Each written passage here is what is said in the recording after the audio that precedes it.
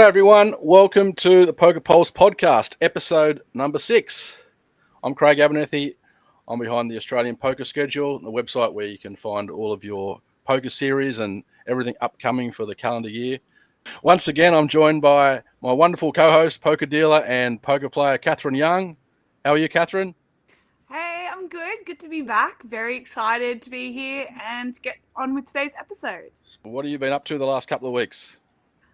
I've just finished the last series for the year that I had to deal. I was dealing APL Sydney, and in 2 days I'm flying off to the Bahamas. So it's all happening.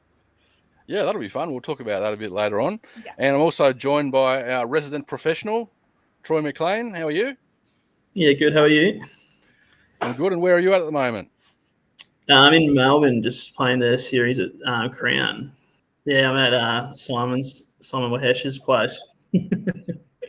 Oh, yeah. So you'd be getting all the Lebanese catering and meals and all the beautiful cooking and all that sort of stuff from his mum, I expect. Anything else been happening at home? Yeah, we had the cat brought a brown snake into the house, and my mum got bitten by a snake probably 12 years ago now. So she's petrified of them. So the cat brought a little, probably 40-centimeter brown snake into the house, and then. Yeah, so his mum was freaking out. It was scary, to be honest. Just delivered it like Uber Snake. Yeah. And once again, we have a special guest joining us this week, the one and only Bert Perry. So I'll bring him in there. How are you, Bert? Hello. Good to see you. I'm doing well. Pleasure to be here. Thanks for inviting me on. Or should we call you John Perry? Depends on who you ask. Some people call me Perry John. Some people call me Edward John Perry. Yeah, it just depends on what country I'm in. Well, speaking of that, which country are you in at the moment? I'm in the lovely Vietnam. Some say it's kind of my second home at the moment. Yeah, it's a great place to play. So I'm in Hai Phong, and we're at the Pullman Grand here in Hai Phong, which is the third biggest city in Vietnam. And I think we're about 4 days into a series here. So yeah, having fun. Yeah, it looks like you always have a lot of fun over there. I was looking through your hand and mob, and in Vietnam, it appears that you've won a trophy in every city that you've been to there. So that would be Hanoi, Da Nang, Phu Quoc, and where'd you say you are now? Hai Phong, where you won one just a couple of days ago. So, yeah, obviously. Yeah, I think you might be right. Humble brag. Yeah. I hadn't thought about it that way, but yeah, that's I've had a lot of success here. And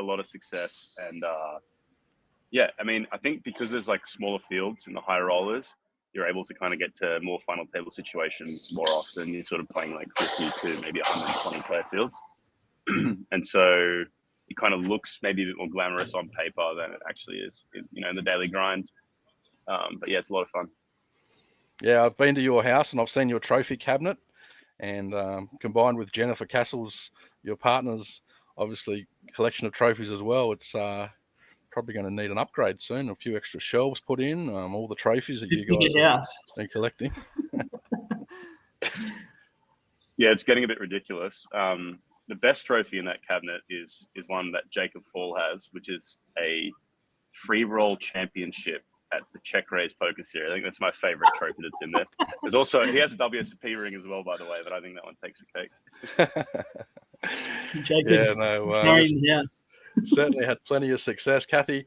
Let's just talk about your year so far. I mean, you've had so much success. You were the WPT Australia Player of the Series at the Star. You made an APL Millions fantasy team. Tell us about your year in general, just where you had the most success and what you've been up to. Yeah, last year was probably my breakout year, I would say. It was my 5th year being a pro. My second poker career. I actually was a professional for about a year and a half in 2016. And they banned online poker, and I kind of quit for a bit. But so 2023, was my breakout year. And 2024 was a bit slower of a start. I was kind of was playing a lot and bricking a lot of series, and I was getting by on swaps. Actually, I have some good friends that made some amazing runs in main events. Mainly shout out to Constantine Held. That guy, I had a 5% swap, and he shipped 2 main events this calendar year. So that kind of kept me afloat. And then in the back end of the year, kind of kicked off with WPT. Actually, I kind of just had that success. And the funny thing is that ultimately, like, I was doing not much different compared to the start of the year and the end of the year. It's just it's the way the game is. You know, you have to ride the waves. But the WPT Player of the Festival was definitely like one of those moments in my career that I'll remember. It was like a tight race, a little bit tight towards the end, and it's quite special to have so much success in one series like that. It's a great feeling, and yeah, I had so many friends and people congratulate me for that one. So that was a definite highlight. Yeah, so as you said, last year you had a massive breakout. You actually were the GPI Australian highest ranked player of the year, just pipping off Josh McCulley, and it all started. It's the first and only time I've ever beat him in anything, so I'll have to take it. Yeah, it all started early that year. You won. You shipped $100,000 at was it WPT in Cambodia or? Yep. Yeah. And that one, I would say that's the most important tournament of my career. And it was a moment where I think me and my inner circle, which is Josh McCulley, Dylan Wayne, and Matt Bevan, we were all pretty much in tears, to be honest, because it'd been a long road. And I had to face Daniel Smilkovic heads up in that one, who's a very, very aggressive, talented German origin player. And I'd copped it so many times in those moments, and I was in a lot of makeup. And I've been watching this shit for the last 2 years. This whole time. The fucking baby. Oh, look at that. Dad's son. Proud dad. His pen halfway out. Hopefully the ace then wins. Let's see.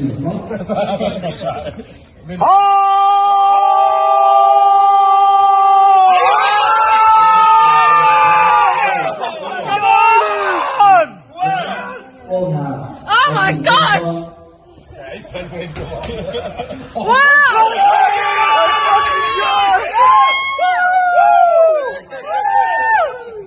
Mr. Perry! Say something! Oh my god, look at the board! And it was like this surreal moment where I finally held in the all-ins and achieved the win. And so that's definitely that will probably always be my most important tournament, unless I win some 7-figure main event or something. What was more important, that one or the online one where we're all at Craig's and you were grinding and you got it out of the hole? Yeah, well, those are the two times I've cried, I think, in poker. Actually, I will say probably my most important win ever was back in 2019 when I won my first ever trophy. And that was, I beat this guy heads up in a teams event. His name was Troy Mclean, and I absolutely rinsed him heads up. And I got him 3 times and won all 3 times because poker's a game of skill. And yeah, so that was my first title. So that one will always be in my mind as well. Yeah. Yeah, you won that, of course, WPT Cambodia High Roller, and then you went down over to Phu Quoc and took out an event over there as well. It might have been Da Nang you actually got a win. You had some results at Phu Quoc along the way, and then you got another super high roller win for 2.3 billion dong in Hanoi. I love dong. Hey, it's such a great currency. So, how many dong we're going to win? Billion. Yeah, what are they going to call you? Billion dong Berty. Billion dong Berty. Billion dong Berty. Billion dong Berty. I love that nickname. It's just so funny. It's just Billion dong Berty. Yeah. Yeah, it was a long road, to be honest, and funnily enough, it was like 2.5 years of losing, and then 3 months undid all of that. It was crazy, and it just goes to show, you know, how much variance there is in this game, and you have to have kind of an iron gut and rich backers to make it as a professional, especially playing high stakes. It's the swings are kind of hard to describe if you don't play them for a living. It's something that. Yeah, it requires a lot of mental fortitude and discipline, and sometimes I've had to quit for a month or two, and I've had to do other things in my life just to get back on track mentally. It's really, really tough game. So, but yeah, since then, luckily for me, I've just been cruising and found my groove. I'm also playing a lot better as well. I've improved over the years, so that helps too. Yeah, well, since I've known you, you certainly taught me a lot about the game, so a lot about poker and the resilience you need. Like I was just and I am a recreational player, but I love poker, as you know, and it's a lot of fun. But when you sort of look at the professional side of it, you get a lot more insights, and that's sort of why it's great to have you on the show. I tell you, you talked about traveling, and you got friends and stuff over there, your close group, but you're also in a relationship with the #1 GPI ranked Australian female, Jennifer Cassell. So how do you, how do you sort of manage that? How do you find having a relationship with a professional poker player? And it obviously suits you in some ways, but just sort of want to find out how that all sort of goes, Yeah, that's a good question. So when we met, she was a dealer. And I think overall it's been very helpful that she understands poker. Whether or not she ended up transitioning to a pro like she has was another thing, but she kind of understood that I needed to play long hours and all these things that maybe someone that you just meet who doesn't know what the game is like it might be kind of a challenging thing to ask of someone, to be like, hey, we're going overseas for 3 weeks and you're not going to see, I'm going to be playing 12 hours a day. So having that, knowing, the fact that she was kind of aware of how the game works and what I was doing was great. And then since she's become a very capable player in her own right, it's even better because we just go to the series and we support each other, and she's got a final table run. I'm there to rail if I'm not playing, and vice versa. And I think it speaks to her as a person, though, that she's a very nurturing, supportive type of person.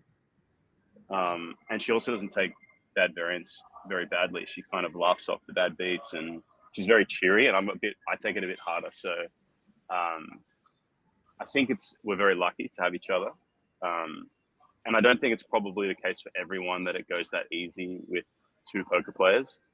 I could imagine a situation, for example, where if you're both downswinging and you're both a bit more like, me when you're in the mental bin, it could get a bit intense because, if you're a full-time poker player, it kind of has to be a bit all-consuming. It has to be something that you're focused on all the time, whether it's on the felt or off the felt, studying or, doing other stuff poker related. So I could imagine it being possibly difficult for others.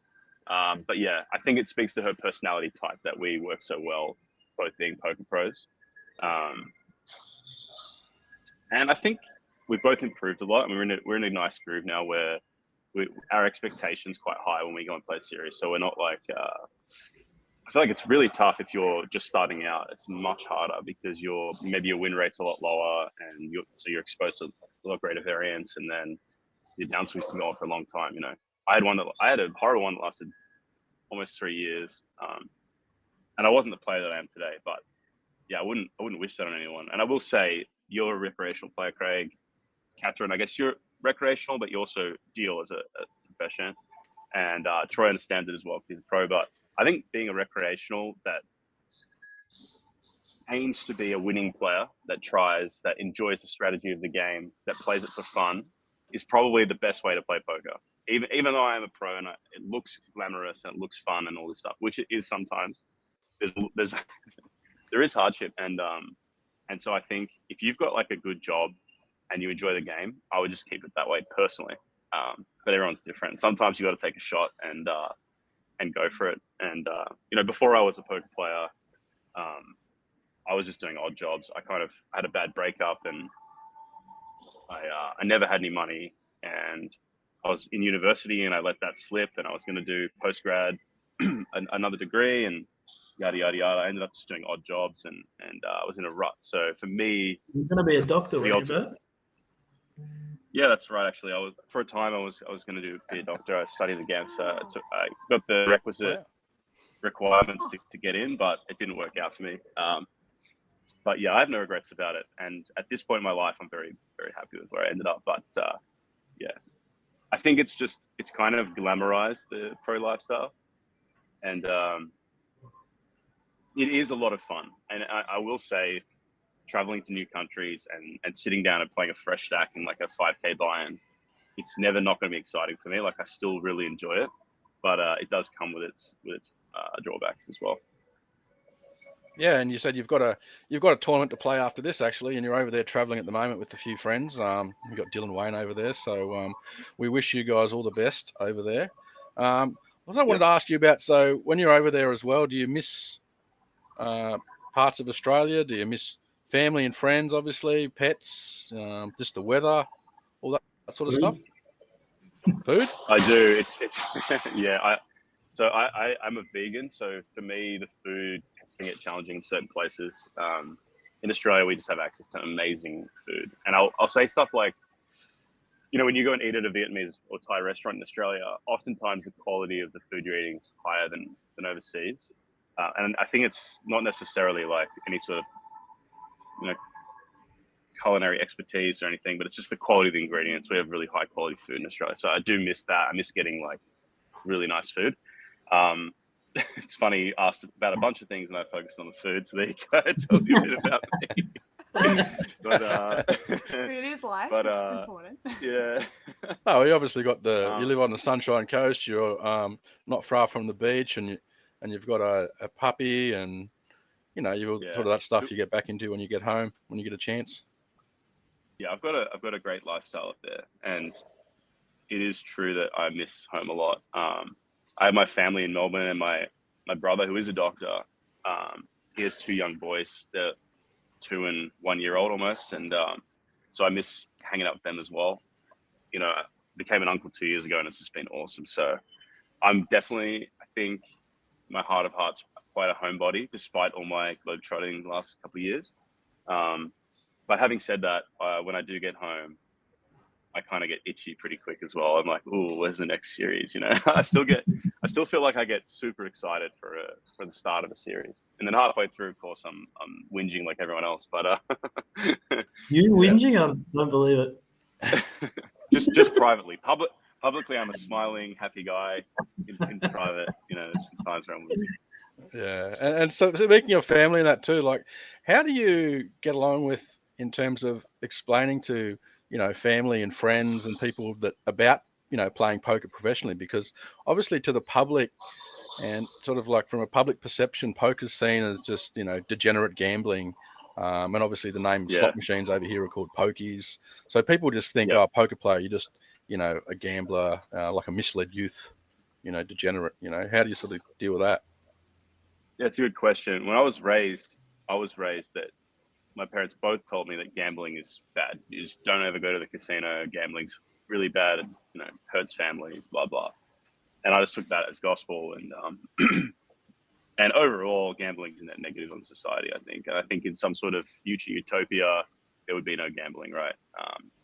Or you'd have some sort of controlled gambling where people could only gamble a percentage of their net worth that's immaterial, right? So maybe, you know, if you've got $10,000 in the bank, you're only allowed to play $20 tournaments or something by law. Or I don't know. I'm just spitballing, but I do think that overall gambling is net negative. I will say I didn't really know anything about it, and I played poker long before I got even entered into a casino. I was playing Zynga poker on Facebook with my uni mates.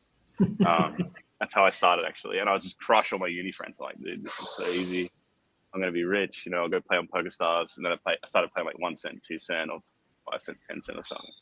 And actually the first time I was in a casino, I went to Crown, and my friend, who was like a bit of a freewheeling, free dealing guy, he's a party animal. He played a lot of poker, and he's like, come play 1-2 and we'll have a good time. And I'm like, all right, I think the buy-in was $80 for 1-2.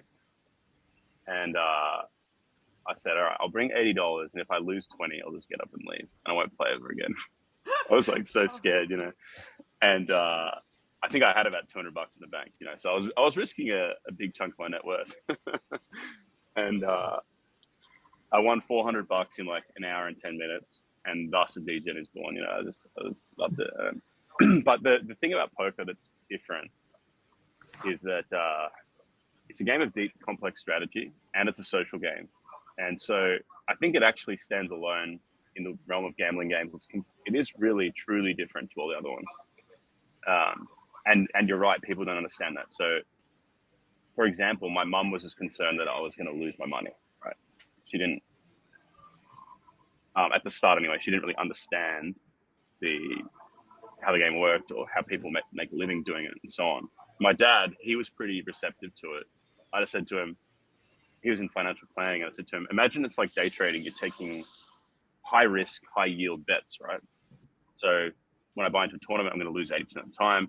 Sometimes I'm going to cash, and then very occasionally I'll win the tournament. I'll come second or third or whatever.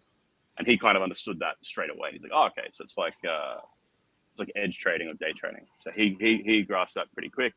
And both my parents were always, they raised me, and they reiterated many times to me that they just wanted to see their sons thrive and be happy. I'm one of 3 boys. And, you know, as long as I was doing something that I found fulfilling and I was finding happiness, they were happy as well. So I was lucky in that sense that I had pretty much unilateral support from friends and family. Yeah, you know, I think it would be a lot harder to do if your parents were like really anti it or something like that. You'd really have to post up big results. I think I've got some friends from other backgrounds, you know, especially people with Asian parents. I know that they're quite conservative, the ones that immigrate to Australia. So I've got friends with that sort of background, and they found it more tough. But money talks. So when you start, weren't very receptive at the start, right? And then yeah, well, he's an interesting case because he was an engineer, I believe. So he was working. He'd done university and was working as an engineer. Was that year? He had like he had a nice salary, and he sort of left that to pursue poker, which takes courage, especially with he was in a tight knit community with his sister and parents, and so I didn't have to face those challenges. I had different challenges in my life, but so to get to the core of your question, it is tough to explain to people. My mum's side of the family, actually, so she's American, and my grandma, when I was a little boy, was playing canasta and bridge and rummy with me, gin rummy. So I learned card games from a very young age, and they were all gamblers, casual gamblers. And in the US, it's kind of, I feel like card games are much better understood over there. Poker's more of a cultural norm. It's like, let's have a poker game, you have a Christmas poker game or whatever. Everyone kind of understands. You play for pennies or whatever. It's not a big deal. Where that's not really the case in Australia. I think the casual gambling in Australia kind of is focused around horse racing maybe, or sports, but and the pokies, of course. Yeah. So my mum's side of the family, actually to this day, my aunties and uncles, they watch me on streams and stuff. They just love it. They actually love watching me play, which is so cool. I don't know if half of them know the rules, but yeah, it's awesome to have that support as well. So yeah, from my perspective, for my family, it's been very easy. And in terms of my friends outside of poker that have regular jobs, I was always kind of a bit of a misfit, outcast sort of guy. So most of my friends have alternative lifestyles, really. I found it difficult to connect with people in the 9-to-5 sort of careers because they're so exhausted. They're working all day. They're exhausted by the time they get home. And then the sorts of things I was still like, when I was like in my mid-20s, I had no prospects. I had no assets. I was, you know, just living my life. And I had friends that were like onto their second jobs or whatever. And they were like looking at buying houses and setting them down. And I was still trying to work out if I preferred Fruit Loops or Chex Mix as, you know, my cereal for the morning, you know. So I was definitely late to that sort of thing. So most of my friends. You were working at the bottle shop, weren't you? I was working, yeah. So the last job I had was working at a 24-hour bottle shop in Paran in Melbourne, and that was a wild experience. We used to have 6 security guards on during the weekends. Wow. It was a wild place. You mentioned, you know, in some sort of future utopian world, there wouldn't be any gambling because it's net negative. I think so. Yeah. Also, what about a future world where the only gambling you're allowed to do was poker? That wouldn't be that bad. I'd be for that. I think I'll give you an example, right? So let's say you've got a lady who's in her retirement age and she's not close to the family and she goes and plays the pokies every day, right? Which you see that all the time, or a man, whatever. When they go they have this activity, right? Maybe the pub, the staff at the pub, the RSL, the casino, they know them and they have a little bit of a social encounter, and then they go and sit on a machine for 3 hours, whatever. Regardless of what you think about the financial impact, which there's always going to be a negative impact, compare that to going and playing pub poker, right? You sit down, maybe the game's $5 game, $10 game, whatever. And then you might have conversations with people, you're engaging with people, and also you're using your brain. So you're, especially at an advanced age, for example, you're activating parts of your brain that help keep you healthy and youthful. And so I think that there's all these ancillary benefits to the game that are overlooked in that sort of environment, the pub poker environment. I think like high stakes cash games where people are risking too much, or, you know, maybe if people are sort of playing above the rim with bankroll management, even in tournaments. But I think tournaments are a lot less sort of dangerous, I would say, than high stakes cash. But then there's some risk. But yeah, I think poker can be enjoyed, even with that. You can have that element of financial risk and the ability to win money and win sometimes lots of money without it having the negatives if you're careful with it. Whereas I think with pokies and similar games, I don't see the positives. You get a social interaction. You say hello. Oh, hi. I'll have my usual, and then you go and sit on the machine. But I think that that's why I always love the game, because I sat down at the casino and I meet people from all over the world straight away, and I'm like, wow, this is so cool. Like, and I've been on someone's yacht. I've met people that are captains of industry. You know, I've rubbed shoulders with people that I would have never otherwise met from different generations in this game, that I would never have met in my everyday life. You know, I don't have access to that sort of situation. And then I developed friendships and relationships with these people, and that aspect of it has always been attractive. So I do think there are all these other benefits. Do I think poker is dangerous? Some people, yes. Do I think there are risks to it? Yes. Even for people who are pros, But how good is it to win a trophy too? So you see, like we've all got friends, and that we send you a photo of their big win or jackpot that they got on the poker machines or whatever. You know, Alan Kessler shared a big win that he had of $1.2 million at some poker in Vegas. But at the end of the day, like I like the challenge of poker, and if you win a tournament, you know, obviously there's some luck involved, but it took some level of skill, right? And so it's just that challenge that you can take that trophy home, or you win a ring, or you win a bracelet. You know, you can show that to your mum or your brothers or your friends and family, and say, I won that, you know. And you know, obviously it's nice to win on the pokies and things as well, but as I said, there's no skill with poker. Like, you're accomplishing something, and I'm really, really happy now. I mean, in the last 2 weeks, we've had the acknowledgement of poker is now being recognized as a mind sport. It's like, I feel like that's going to shift the entire dynamic of what poker's recognized as, and it's no longer being recognized as this just full-on gambling degenerate activity. It's recognized as a sport now, and the avenues that could open up I'm waiting to see what that will do for us. Really I'm hoping that'll allow online poker back, as it's technically a sport now. It's not in the same classification as like horse racing and sports betting and all that kind of stuff. Maybe I think that's an interesting point. I know that in Asia there are some countries where even school children are learning poker. They're not playing for money. It's just a strategic element of the game. And there's a thing called match poker where they don't play for money either. And it's just, you're just trying to play like the highest standard or play most like a solar, or I don't know what the qualifications are, but there's university teams for it in Taiwan, for example. So it's definitely, it's going that way, the way of chess, I would say. And back to your point about the sense of accomplishment, I still get super excited. I think it's a great point.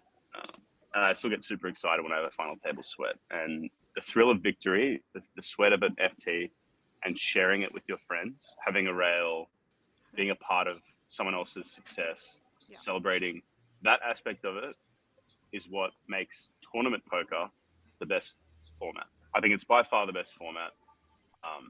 You don't get that when you're playing high stakes cash or anything like that. You don't have a big rail. Like, you don't have that when you're playing the pokies. You don't have that when you're down at the pub or betting on the horses or whatever.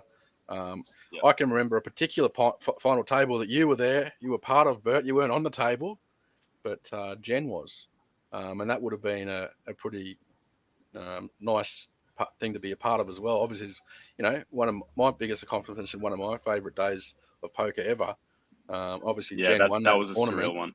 That she won the tournament, and you were there on the rail the whole way, and Yeah, no, it was great, you know, and it wasn't sort of like, you know, Jen ended up winning.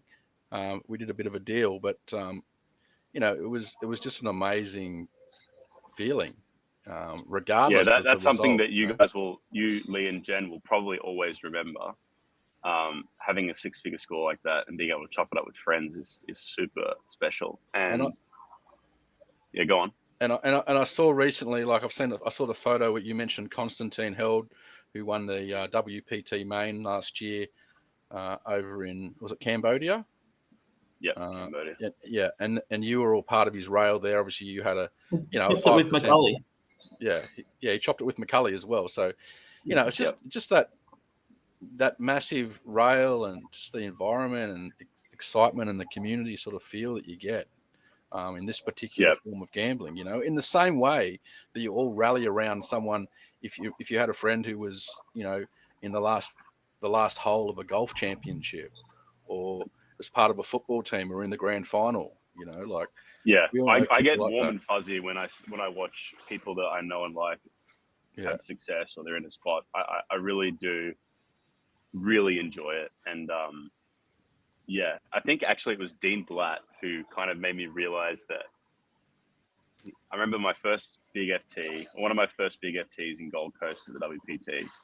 His friend Matt Rolfe was on it as well. He's also a lovely guy from Sydney. And he said, "Hey, Bert," came up to me on the break before the FT, and he said, "Hey, man, you know, I watch you. You know, you're working hard. If Matt doesn't win it, I want you to win." And he gave me a big handshake. And I was like, I don't know this guy. He's very intimidating on the table, right? I played with him before. He was a very tough player, especially at that time. He's one of the best in Oz. And I kind of flipped my perspective. I was like, holy crap, you know, he wants me to succeed, even though he's got no stake in me. You know, he wants his friend to win above me, of course. That's normal. Yeah, but I was like, think oh, that's right. That's so nice to have that, and it felt very genuine. Well, I think that's the difference between shout out to Dean. I think that's probably the easiest way to sort of the point of difference between poker and other forms of gambling, right? I don't think any other type of gambling where you have a rail, right? I mean, you know maybe I mean? At the pokies, if maybe you're on board on a Friday gambling. I've got a really good point here. There was a bet that you made when we were in America, Bert. Do you remember? This is a really good gambling bet. Can you explain? A side bet. All right, so this is a proposition bet, and we were in San Francisco. We had just finished the World Series of Poker, and Catherine, you were there too, actually, the World Series. That was cool. We were sort of working off the rot that sets in after a long series. We're tired, and we went on a little road trip. We went to San Francisco, and there may have been some edibles involved. And we were drinking, and we were at a pub, and we were watching the gymnastics trials for the Olympics, I think it was, on TV. And I was feeling quite confident. I was like, you know, it doesn't look that hard. I could do that. When someone was doing a backflip, and Troy's like, bullshit.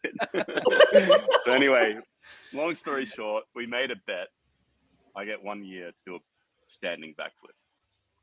Was there any financial going with that? money involved in that, or $1,000? And we didn't specify which currency. US. Later, I think it was we did it at the time. We did it, and about like a few days later, he's like, "What currency was it?" And I go, "Let's make it US." I was so confident. Look, I will say I got ChatGPT to make me a plan for this, so I've got like a 17-step plan. No. And I'm a little bit behind. So, what do you reckon your chances are out of 100? I'd say I'm an underdog, but I don't think it's impossible. I would give myself, like, if you had to bet on it, I would take like $4 or something. No. I would need to do something significant, like put significantly more effort into it. So I got to decide if I want to do that or just pay you $1,000. Paying Troy $1,000 and watching his shit-eating grin as I hand him over 1,000 US is a really tough pill to swallow. It's gonna so be I'm good. considering steroids, paying a gymnast, an Olympic gymnast, you know, all these other options.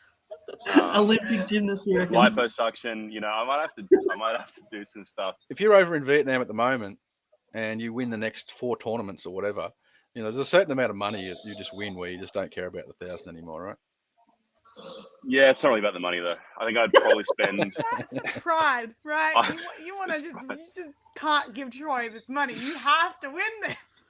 Yeah, I'd probably spend up to $10,000 just to get it, to be able to do it. I think. But if someone said, "Would you pay 10,000 to be in this shape and have the ability to backflip, or pay Troy 1,000?" I would definitely take the 10. I'd take the 10 or maybe even more. You said up to 40, you'd spend 40K to learn how to do a backflip. That's true. I did say that. You got to stop taking things I say when I'm in these moods, man. Like when I'm sober the next day, I'm like, oh God, what have I done? All right. Well, we better sort of going to have to let Bert go soon, but because he's got to play his tournament. So we've got Bert here. We're going to take him through the blender segment, which is a few quizzes. So we'll see how he goes with these quiz questions. We'll be asking Cathy and Troy and Bert. Do you want to just test your buzzers for me? Oh! Billy Long Berty. That's it. Your buzzers are working. So first question. Which actor starred in these two gambling movies, 21 and House of Cards? Cathy! Oh! I think Cathy beats you in there. Is it Kevin Spacey? Yes, it's Kevin Spacey. All right. Next question, which... I'm blaming that one on lag. Next question, which I think Bert might have more of an advantage at. $1 million dong is how much Australian? Billy Long Berty. 60? $60. 60 Australian bucks. Yeah, that's very good. That's spot on. Well, the next question is also in about Asia. But expect Troy might be able to get this one as well. What's the capital city of Vietnam? Billy Long Berty. What? Bert? Hanoi. Yes, Hanoi. Hanoi. So you've been to obviously a lot of cities. Hanoi is the capital. It's in the north. The north won the war, so I think they put all the parliament and everything in there. So. Because it's summer, cricket season started, which is pretty exciting for me because I love cricket.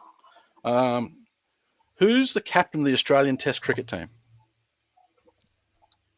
Oh, I know, but I can't think of his name. You finally put a question that I might be able to answer, and I'm chowed it. I'm not actually drawing dead. I was a huge cricket fan back in the days of Warney, Gilchrist, and Gillespie, and Matthew Hayden, all those guys. But drawing dead. Yep. No. Give us the first letter. P. PC's his initials. Come on, it's the Australian Test cricket team. You guys don't watch Test cricket? No. The Test starting tomorrow. You're gonna have to cut this. Yeah, Pat Cummings. Yeah.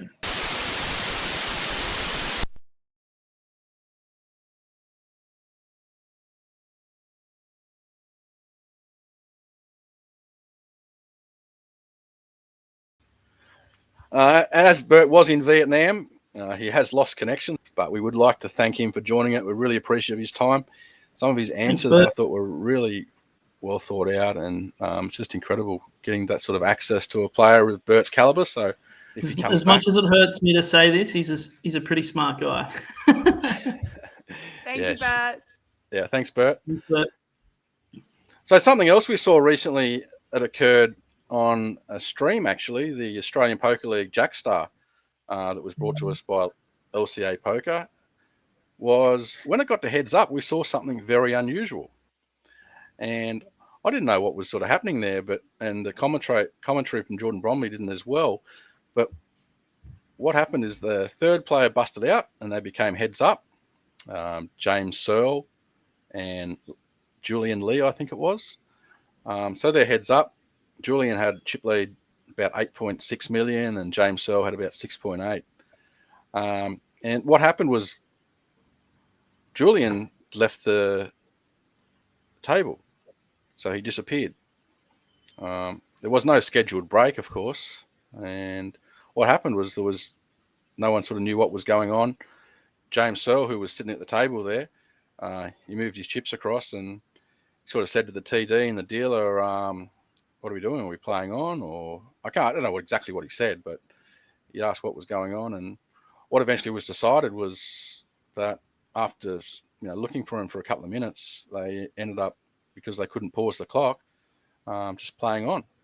So that was interesting. the TD had to put the chips in the pot, and then the dealer would deal the cards, and then the blinds and antes would just be pushed James's way. So, yeah, I thought that was quite interesting. I didn't actually like what I saw, to be honest, but I sort of don't want to be too harsh because it's something you wouldn't see very often. But yeah, what do you sort of think about that, Troy? What was your sort of read? I mean, online it happens sometimes with someone's disconnects or something, but there's nothing you can do. But I mean, especially in a live setting, as a professional, I would just ask them to pause the clock. I mean, I kind of understand that, people that don't play full time or whatever might not understand that you can ask them to pause the clock or whatever and get them to pause it, because I would hate to win from someone blinding out kind of thing. So, I mean, I would hope that if I was, if I had tripped over in the toilet or something and hurt myself or something, and I was 10 minutes late from a break and I'm heads up and I get blinded out, that would, I would really dislike that. So I'd like to think that that person that I was playing heads up with would just pause the clock until I got back. Even, you don't know the reason why the person wasn't there. He might have hurt himself. He might have just thought there was a scheduled break. I'm not sure. But, yeah, that's my own opinion. But and then if you win the tournament as well, then it's kind of like your entire integrity of winning. You don't want that to be shot. You don't want people to be like, oh, did you only win because you got blinded out? And we did an ICM calculation, right? We worked out the actual value of how much money he lost when he left the table and when the chips were taken out. And what did we come to, guys? So it's $2,761, and I think it was about 2 million chips that he actually lost in the time that he was on break. So yeah, so he actually came back. It was probably 3 or 4 minutes. I counted 4 or 5 hands, I think. There was 2 million chips left, and the blinds were 1,000, 200,000 with a 200,000 big blind ante. So every time there's a big blind, he loses 400K. So it must have been, I guess, five hands, I think, or 4 hands and 2 small blinds. So yeah, it was, as I said, he did come back and he ended up getting a chance to compete for the money and the trophy, but he ended up winning, right? No, James, the guy that ended up leaving and coming back, he ended up losing. Second. Yeah. He came second. Yeah. That could have been a big factor there. Yeah.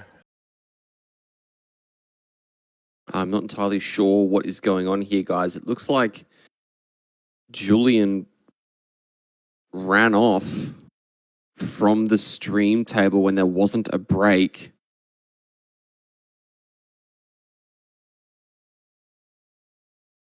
And because of that, he is not here and he's getting blinded out. It looks like what's happening. I don't know for sure. I'm sorry, I don't have any more info, but apparently he just walked away from heads up.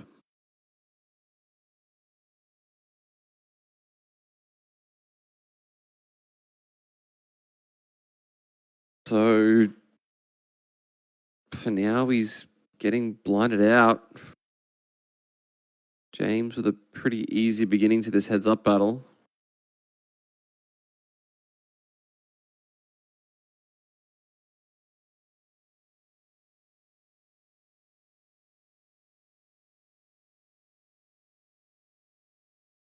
Yeah, that's what I mean. Like, it's just this awkward situation where obviously you've got to make a decision. A player's left, but then at the same time, you don't want to also be a winner by winning from someone losing their chips. And it's a mess. Like, it is a competition at the end of the day, and I completely understand that. There's a lot of money up for grabs, and if this is the way that you get to have an advantage because a player's left, I get it. At the same time, is that how you want to win? So it's just this awkward situation that obviously the TD was put in. And it's nothing on the player. Like, I think now he probably wasn't even aware that that was a thing that they could do. And I think for a lot of like recreational players, they don't know what to do. It's not on them. Like, I think it has to be some onus on like the TD or the people that are in charge. And I think there just has to be some awareness about that you can actually ask for stuff. Like you can actually get the clock paused if you want to schedule a break whenever, when your head's up, three-handed, a final table, just so that people actually do know. Well, it's interesting because the next day the main event was on and they got to 3 runners, and when they got to, like 3 people left, the clock was paused and they actually went on a break. So yeah, all the players would have agreed. So what would have happened here is there wasn't an agreed break. The players didn't say I agree, and James hadn't agreed to a break. So all the rules were followed, and as a robot, if this was all done, as I said, online or a computer program, and there was a computer dealing or whatever, and no emotional human element, what would have happened would have been he just would have been blinded out, and it would have been blinded out. You're saying that even in the 10K final tables online, if someone's sitting out, if there's a lost internet connection, normally the players all use like a minute or two of their time bank to try and allow that person time to get back on, because they're playing for like a lot of money. Like even this Jackstar, they're playing for like 61,740 was first, 40,750 was second. Yeah, it's like 20K difference between first and second, which so that was a 2 million chip swing in those 4 or 5 hands that Julian missed out on. We worked out that was $2,700 in EV that was lost there. And look, I just think all that should have happened is the TDs just sort of said, look, we'd be happy for us to pause the clock, and then James has the option to say yes or no. If James doesn't, just the option, we can pause the clock or you can play on. Like then he knows his options, right? If that wasn't really given, he'd be like, okay, well, we don't really know the situation. Maybe the option was given and he said no, or maybe there was no option that given. could have been the situation as well. Obviously, it's all speculation, I guess. You don't see this very often. But look, anything could have happened where the player could have gone and to the bathroom. He could have been sick. He could have slipped over, as you said. So it's best just to give some sort of benefit of doubt to the player if they're missing, just for a few minutes at least, just until you find out what's going on. When he did come back, he was pretty annoyed. He'd lost 2 million chips initially, but and he did realise it was if his you fault. listen to the audio, he goes straight away, "Oh, that's on me. It's on me. It's all good." So he took the own, which it is on him really. But I mean, if it was me that it was heads up with, I would have just said pause the clock But anyway, you live and you learn. You know that you can do that as an option for next time, and it's more about like letting everyone in the chat or that listens to the podcast know that that's an option if someone isn't there as well. Yeah, it is an interesting one because, as you said, these ones don't happen very often. And I just thought we'd mention it on the podcast because that way, we can see what other people think. What you're as a professional, and Catherine, a dealer, and me, we all seem to be on the same page that the right thing to do there is just to pause the clock. And I know the TDO rule or whatever probably says, you're not allowed to pause the clock under any circumstances unless there's a scheduled break or whatever. But there's got to be a common sense rule, number one. It says, just in interest of fairness, we can pause the clock for just a few minutes just to find out what is going on, because that's the fairest thing to do. Anyway, we'll move along from that. That was just an interesting thing that happened. So, Cathy, you said you're off to the Bahamas tomorrow. Is that right? Yeah, Thursday. So, taking the 24-hour flight, and we're off to the Bahamas. They'll be looking forward to that. You going to be playing much, or just over there in moral support?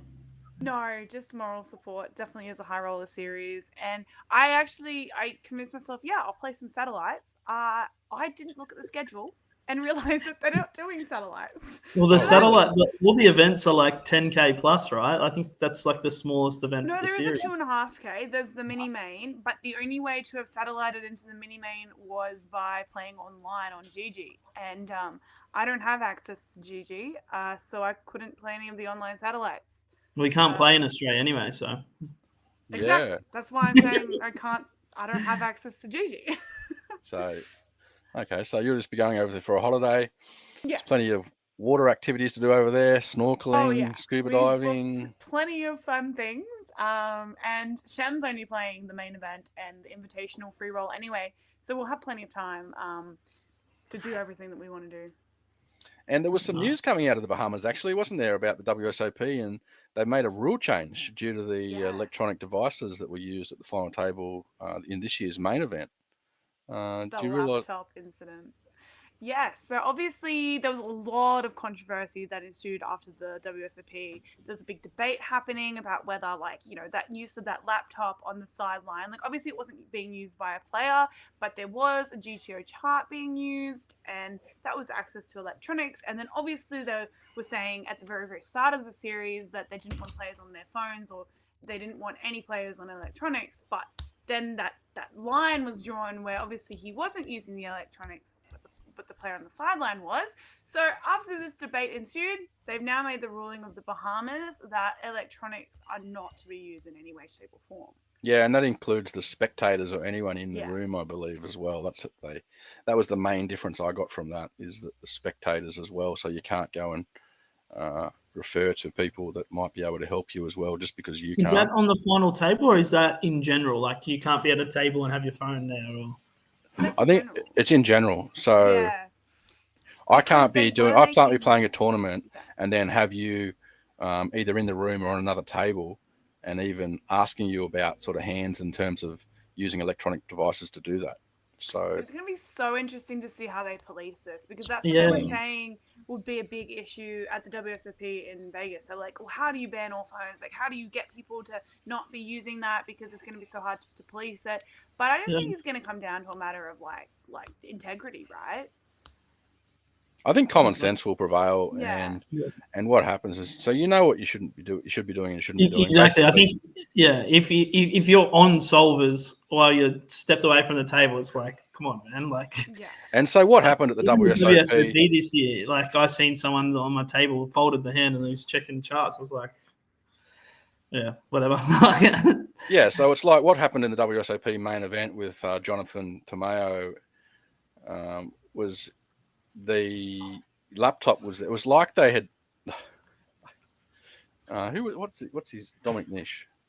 So what happened at the WSOP this year? It was like that Dominic Nish and Jonathan Tomeo, they'd made a decision and they'd gone through the actual rule book just to see what they could do, and they knew it wasn't illegal. So they'd done that, and you know, they knew they couldn't get in trouble for what they were doing because it wasn't actually a rule. Now, if they went through the rule book this time, it would be a rule that says they can't do what they were doing. So, it's more just that they've come down tough on all this sort of stuff. So we're not saying the other guys were cheating, but we're making a rule just so that there's no ambiguity next time. It won't be happening again like that, because it was bad to watch. I didn't like what I saw. So, So speaking of final tables, just like to go through a couple of maiden winners for this week. In fact, 2 maiden winners and then 1 special achievement. So the first maiden winner was Pratik. He won the APL main event at the Rooty Hill West HQ. That was his first ever result on Handed Mob. So congratulations to him. That's pretty impressive. That's pretty impressive, right? Yeah. It was like over 800 entries or something there. And the second one, Daniel Melville, he took out the Fast 500. That was his first ever win as well. So congratulations to him. And then our third achievement, which I thought was pretty special as well, Kat Farris. She won 3 events at the APL at Rooty Hill. 3 events in the one series. Would you believe that? It's pretty impressive. And I did look her up, and it is not her first win ever, but she seems to be a recreational player and plays a small type of buy-ins. But yeah, she took out the freeze-out finisher, and she also won the one-shot freeze-out. She also won the ladies' event. So that's pretty good achievement. So shout out to them. So just to wrap up the show, it's obviously going to be one of our last podcasts for the year. In fact, it might be the last. So I want to thank Cathy and Troy for joining us this year on this new podcast. No worries. You can find us obviously on YouTube, Spotify, Amazon Music, and Apple Podcasts as well. If you are watching this on either of those platforms, please remember to like it and subscribe it. It does mean a lot if we get your feedback like that. And also leave us a comment. We're also very keen to hear what other viewers think. We also have social media channels out there where we like to share some content. So please follow us on Facebook and Instagram as well. Other than that, we'll see you in the new year. Thanks, guys. Thanks, guys. Take See you care. later. Not recording. It is, yeah. It's for fuck's sake, are you serious? But he just cut it. He won't be actually in the okay, yeah. It's recording Podcast. that. Don't get any of that in. God. And then we'll be able to put that on Craig's OnlyFans. Oh, really? This is for our other content. That's how we make our money. Featuring, Yeah. we'll do a we reel. should get the Featuring viewers higher. Simon Wahesh's nipple. I mean, that. You get more viewers. Did they know you were here? Yeah. Hi, guys. Hello. How's it going? Good. Playing my nipples? Oh. Should I get changed? Well, it's going to take you an hour and a half. Bye. Yeah, blow dry your hair and shit, Simon. Oh.